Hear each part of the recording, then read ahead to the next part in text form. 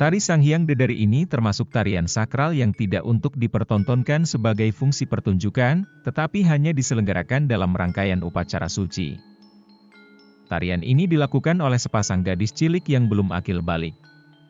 Sebelum menari, kedua gadis tadi diupacarai untuk memohon datangnya sang dedari ke dalam badan kasar mereka. Prosesi diiringi dengan paduan suara gending Sanghyang yang dilakukan oleh kelompok paduan suara wanita dan pria. Kedua gadis itu kemudian pingsan, tanda bahwa roh dedari telah merasukinya. Kemudian beberapa orang membangunkan dan memasangkan hiasan kepalanya, kedua gadis dalam keadaan tidak sadar, dibawa ke tempat menari. Di tempat menari, kedua gadis kecil itu diberdirikan di atas pundak dua orang pria yang kuat. Dengan iringan gamelan palegongan, kedua penari menari-nari di atas pundak si pemikul yang berjalan berkeliling pentas. Gerakan tarian yang dilakukan mirip dengan tari legong.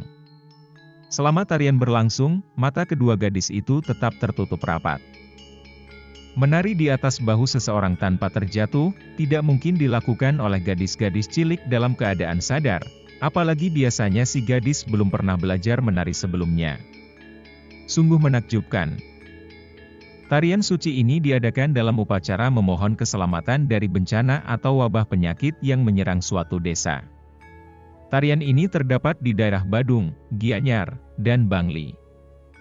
Sejarah awal mula tarian ini khususnya yang berasal dari desa Bona, Belah Batu, Gianyar diserang wabah penyakit yang diderita oleh warga, wabah yang begitu cepat dan sulit diobati.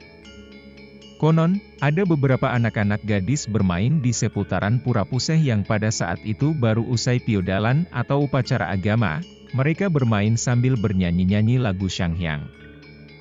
Seorang gadis lalu menari mengikuti irama nyanyian Sanghyang, tanpa sadar gadis itu kerawuhan atau kemasukan.